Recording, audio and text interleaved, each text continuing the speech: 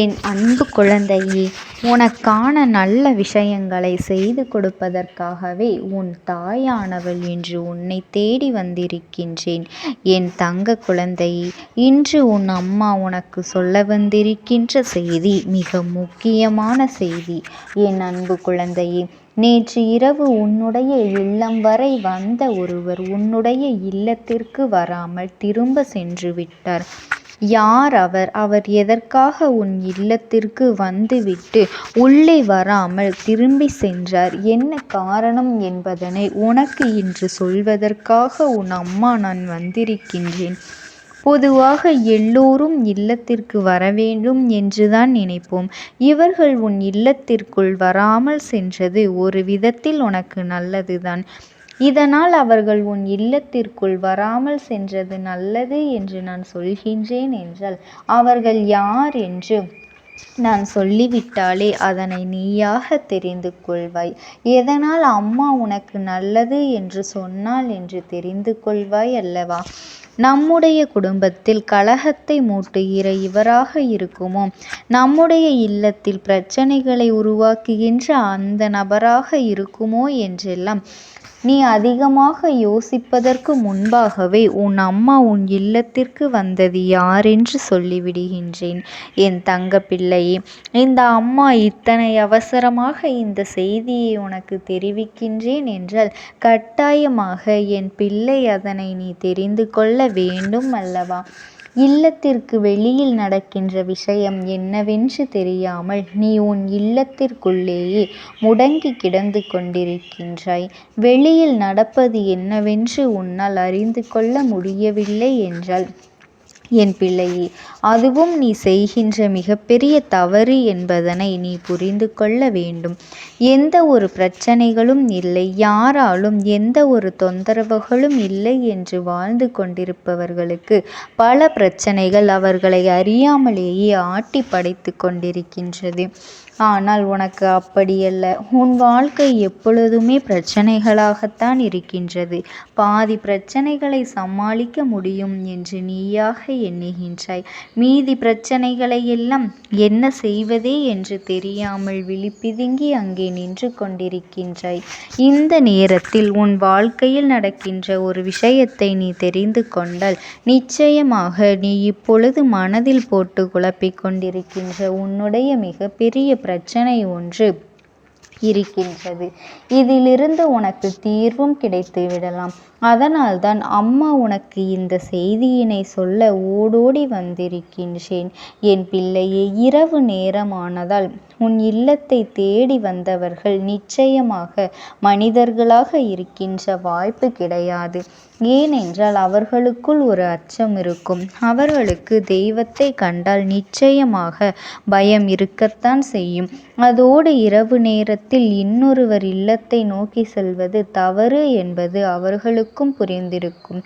அதனால் மனிதர்களால் அங்கு வர முடியாது அல்லவா? அதனால்தான் அவர்களால் செய்ய முடியாத ஒரு விஷயத்தை அவர்கள் இன்னொருவர் மூலமாக இல்லத்திற்கு அனுப்பி ஒரு தீய விஷயத்தை செய்ய துணிந்து விட்டார்கள்.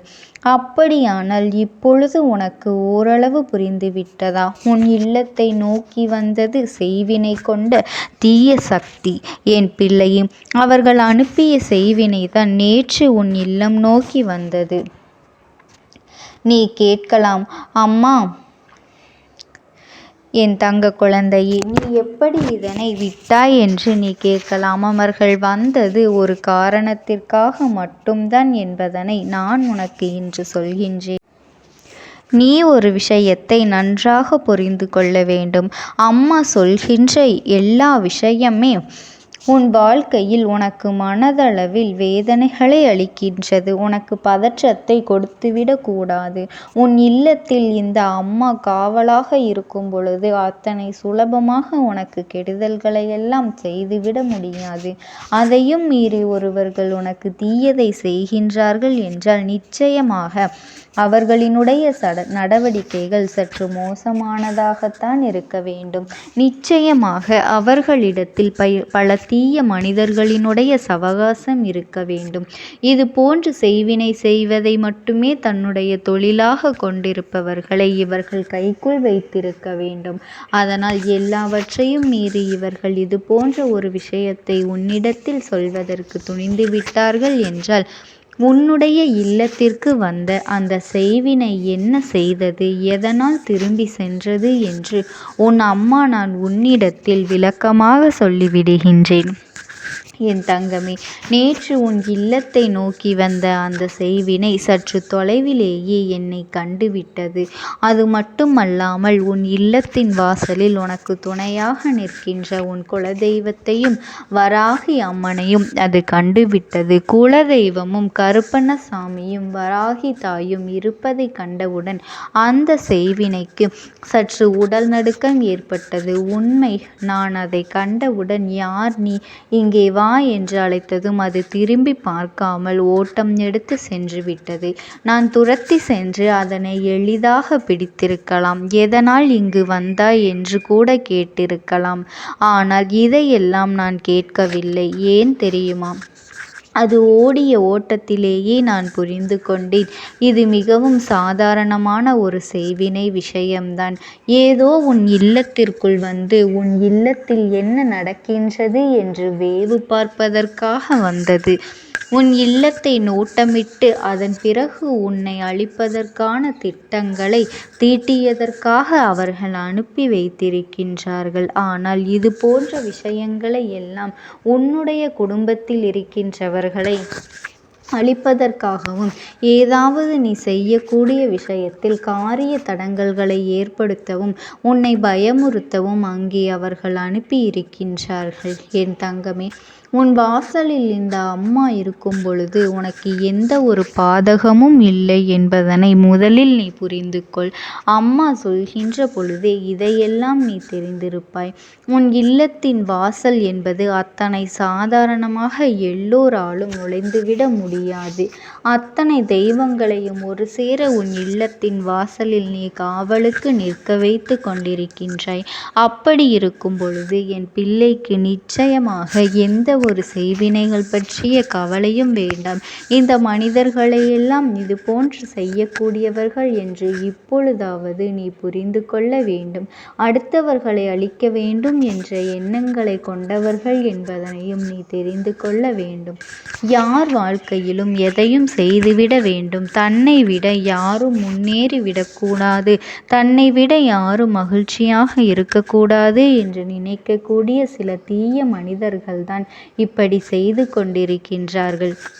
உனக்கு ஆறுதலாகவும் ஆதரவாகவும் யாரும் இல்லை என்று தெரிந்துவிட்டால் உன்னை என்ன வேண்டுமானாலும் செய்துவிடலாம் என்று துணிந்து நிற்பார்கள். ஆனால் அவர்களுக்கு இந்த அம்மாவும் இதர தெய்வங்களும் உன் இல்லத்தின் வாசலில் காவலுக்கு நிற்கின்றோம் என்பது அறியாமல் இருக்கின்றார்கள்.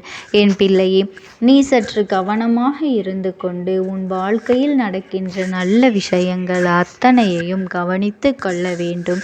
என் அன்பு பிள்ளைக்கு இந்த தாயானவளினுடைய அன்பும் ஆசீர்வாதங்களும் என்றென்றைக்குமே முழுமையாக கிடைத்து கொண்டேதான் இருக்கும். ஓம் சக்தி. ஓம் ஆதிபரா சக்தி.